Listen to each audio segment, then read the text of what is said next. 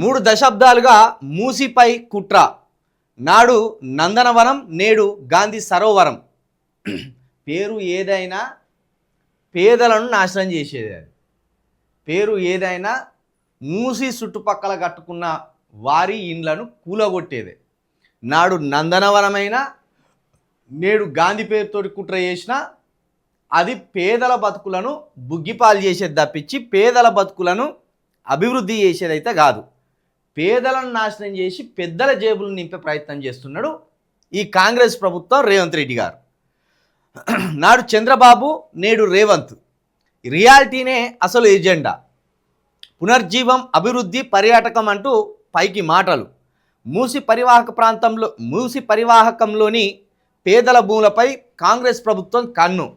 3 జోన్ల పేరిట విలువైన భూములను తెగనమ్మే కుతంత్రం. పలు పేర్లతో 30 ఏళ్లుగా ఇవే ప్లాన్లు. 1997లోనే బాబు నందనవనం ప్రాజెక్టుకు వ్యతిరేకంగా జనాందోళన. నేటి అడుగులు దాని కొనసాగింపే. అంటే గురువు గారి 30 ఏళ్ల కుట్రను రేవంత్ రెడ్డి గారు 30 ఏళ్ల తర్వాత అమలు చేస్తున్నట్టుగా కూడా ఇక్కడ తెలంగాణ ప్రజలు అర్థం చేసుకోవాలి.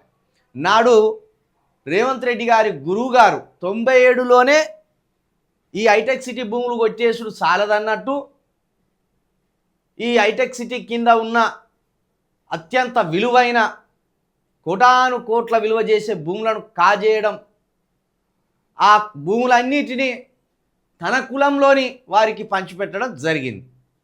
ఇక ఆ సందర్భంలోనే మూసి పక్కన కూడా భూములన్నీ కొట్టేద్దామని ఆ రోజు నందనవనం అనే ఒక ప్రాజెక్టు పేరుతోటి చంద్రబాబు నాయుడు గారు కుట్రకు తెరలేపినలాట. ఆ కుట్ర అప్పుడు విజయవంతం కాలేదు.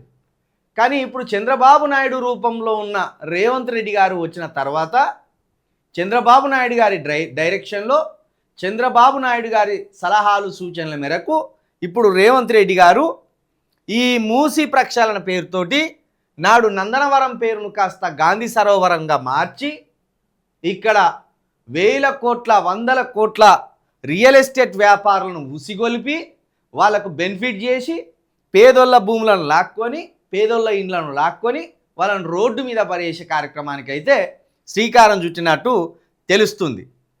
నేను ఏమన్నా అంటే సబర్మతి నది లెక్క చేస్తాం అంటాడు. సబర్మతి నది నీళ్లు తాగుతాను ఎవరన్నా? తాగే నీళ్ళేనా అవి? గవి గట్టిన మురికి నీళ్ళు, ఇవి గట్టిన మురికి నీళ్ళు. మురికి నీళ్ళను మంచినీటిగా చేసే దమ్మున్నదా? మూసి మురికిని తీసేసే దమ్మున్నదా? అది చేయలేకనే, అది అర్థం కాకనే గత ప్రభుత్వం బ్యూటిఫికేషన్ పేరుతోటి ఆ మూసి చుట్టుపక్కల పూల మొక్కలతోటి అలంకరించింది. కానీ ఇప్పుడు ఈయనేం చేస్తాడు? నేను మొత్తమే దాంట్లో మంచినీటి సరస్సుగా మార్చేస్తా, దాన్ని మంచినీటి నదిగా మార్చేస్తా, దాంట్లో నీళ్లను బిందెలతోటి ఎత్తుకొని పోయి తాగేటట్టు చేస్తాను, నమ్మిస్తాను. కానీ అక్కడ జరిగేది ఏంది? ఇక్కడ ఉన్న సాధారణ మధ్యతరగతి ప్రజల ఇండ్లను కూల్చేసి వీటి చుట్టుపక్కల నైట్ ఎకానమీ అంటే ఏంటిది? ఓ 10 అంతస్తులు, 20 అంతస్తులు, 30 అంతస్తుల బిల్డింగులు కట్టి వాటిని కమర్షియల్గా రెంట్కి ఇచ్చి, లేకపోతే ఏదైనా బడా వ్యాపారుల చేతుల్లో పెట్టి వాళ్ళను రియల్ ఎస్టేట్ చేసుకోవడానికి ఇస్తారన్నట్టు. వ్యాపారాలు చేసుకోవడానికి వాళ్ళకు అద్దెకిస్తాడు, లేదా వాళ్ళకు గంపగుత్తగా అంటగడతాడు. ఇది అని చెప్తున్న అభివృద్ధి. సామాన్య ప్రజల గూడును కూల్చేసి నువ్వు ఏ బిల్డింగులు కడితేంది, నువ్వు ఎంత ఎకానమీ సృష్టిస్తేంది? 1000 కుటుంబాలు నాశనం అయినప్పుడు ఆ 1000 కుటుంబాల మీద నువ్వు ఎంత సంపాదిస్తే ఏం లాభము? 1000 కుటుంబాలే రోడ్డున పడతాండే. కాబట్టి ఈ కుట్ర చంద్రబాబు నాయుడు గారి హయాం నాటి కుట్ర ఇది. దీన్ని ఇప్పుడు తెరపైకి రేవంత్ రెడ్డి గారు తీసుకొచ్చిందంటేనే దీని వెనుక చంద్రబాబు నాయుడు గారు ఉన్నారని అర్థం చేసుకోవాలి. రిమోట్ చంద్రబాబు నాయుడు గారి దగ్గర ఉన్నది, కీలుబొమ్మ రేవంత్ రెడ్డి గారు. దీనికంతా కాంగ్రెస్ సహకరిస్తాను.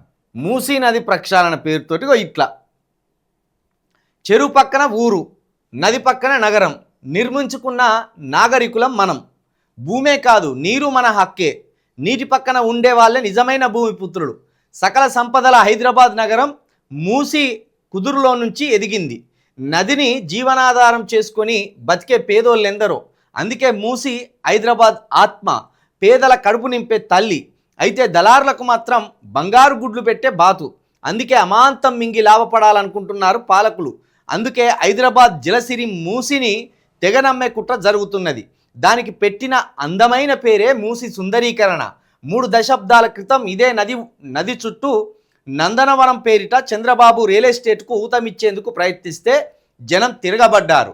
మూసి బచావో ఆందోళన చేపట్టారు. ఇప్పుడు రేవంత్ ప్రభుత్వం అదే రియల్ ఎస్టేట్ పాటుపడుతున్నది. తాజా ప్రయత్నాలకు కాంగ్రెస్ మార్క్ పేరు గాంధీ సరోవర్. నదినే ఆసరగా చేసుకొని పెరిగిన నగరంలో ఇప్పుడు ఆ నది పక్కన ఉండడమే నేరమైపోతున్నది. నివాస హక్కుని కాలరాస్తూ నేల నుంచి గూడును వేరు చేసే కాలాన్ని రేవంత్ సర్కార్ తీసుకొచ్చింది. ఈ మూసి ఎవరిది?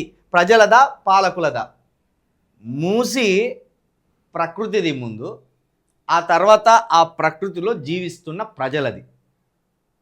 కాకపోతే ఆ ప్రజలను చెరపట్టి, ఆ ప్రజలను హింసించి పాలకుల వశం చేసుకోవాలని పాలకులు కర్కశంగా వ్యవహరిస్తున్నారు. ఇప్పుడు ఇది ఈ మూసిలో ఎప్పుడు వస్తుందో తెలియదు, మూసి ప్రజల గోస ఎప్పుడు పోతుందో తెలియదు. కానీ ఖచ్చితంగా ఈ మూసి చుట్టుపక్కల ఉన్న బిల్డింగులన్నీ కూలగొట్టాలని, వాటిని రియల్ ఎస్టేట్ వ్యాపారుల చేతుల్లో పెట్టాలని రేవంత్ రెడ్డి గారు రూతలుగుతున్నాడు.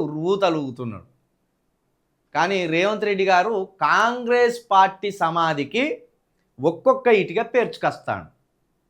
కాంగ్రెస్ ప్రభుత్వం సమాధిని కట్టడానికి, కాంగ్రెస్ ప్రభుత్వాన్ని కూల్చుకోవడానికి ఒక్కొక్క ఇటుక పేర్చుకుంటూ వస్తున్నాడు. ఆ క్రమంలో ఆయన చేస్తున్న పొరపాట్లు, ఆయన చేస్తున్న దుర్మార్గాలు ప్రస్తుతం కుర్చీ మీద ఉన్నాడు కదా, ఆయనకు అర్థమైతలేదు. ఇట్లనే గత ప్రభుత్వం కూడా తమ సమాధులను తామే తవ్వుకున్నారు. ఇప్పుడు మీ సమాధులను మీరే తవ్వుకుంటున్నారు. కాంగ్రెస్ సమాధిని రేవంత్ రెడ్డి గారు చాలా అద్భుతంగా 1,00,000 కోట్లతోటి తయారు చేసుకుంటాడు. ఇంత ఖరీదైన సమాధిని ఎవడు తవ్వుకోడు, కానీ రేవంత్ రెడ్డి గారు తవ్వుతున్నారు. 1,00,000 కోట్లతోటి కాంగ్రెస్ సమాధిని తవ్వుకొస్తాడు ఆయన. ఆ సమాధిలో ఈ కాంగ్రెస్ పార్టీని బొందబెట్టి ప్రజలు మళ్ళా ప్రాంతీయ పార్టీలను అధికారంలోకి తీసుకొచ్చుకుంటారు.